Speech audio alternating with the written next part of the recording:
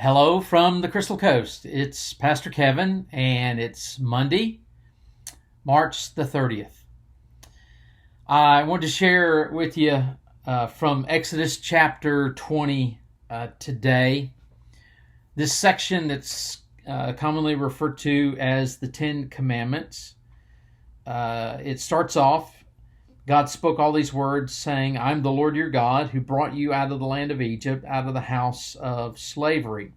So these commandments that he's about to give them were not given to them to enable them to get into a relationship with God, but were given to them because they already were in a relationship with God. And that's very important to remember. And so here's what he said. "You shall have no other gods before me." That's first. "You shall not make for yourself a carved image or any likeness of anything that is in the heaven above, or that is in the earth beneath, or that is in the waters under the earth." That's two. "You shall not take the name of the Lord your God in vain, for the Lord will not hold him guiltless who takes his name in vain." That's three. "Remember the Sabbath day to keep it holy." That's four.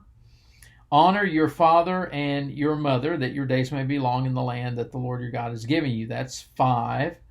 "You shall not murder" is six. "You shall not commit adultery" is seven. "You shall not steal" is eight. "You shall not bear false witness against your neighbor" is nine. And "you shall not covet." That's 10. And when I was reading those, here's the thought that hit me. And it's really not, I don't think, anything profound or new.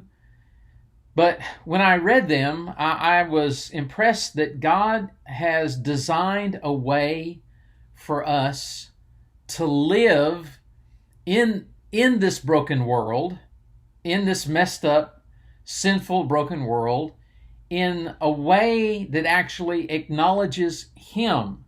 You see, that's what the first four commands were about making sure that we acknowledge God for who He is. And then also to live in this broken world in ways that actually show respect for the image of God in others. And that's really what the rest of the commands are focused on. So God's given us a guideline for here's how we live in this broken world in ways that really do acknowledge Him for who He is, and then respect His image in others.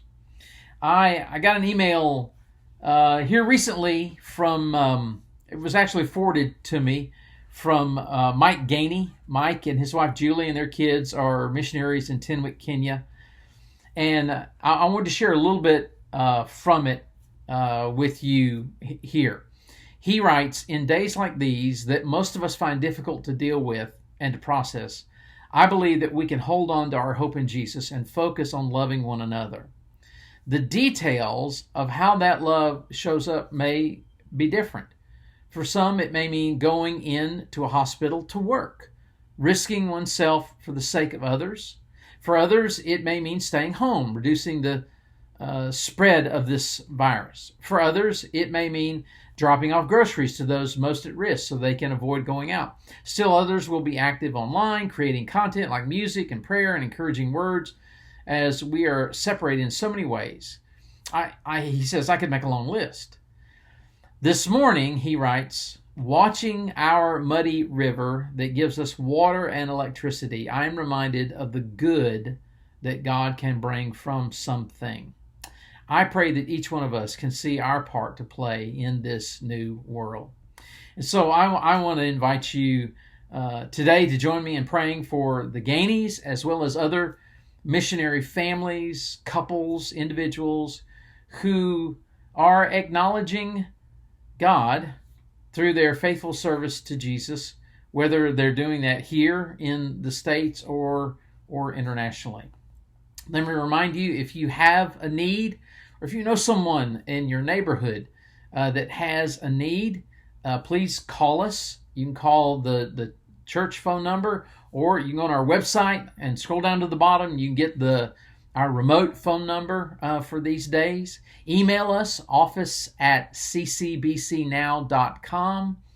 or you can send us a message on Facebook. Let us know what the need is, and we've got folks that are ready and willing to volunteer to help meet that need.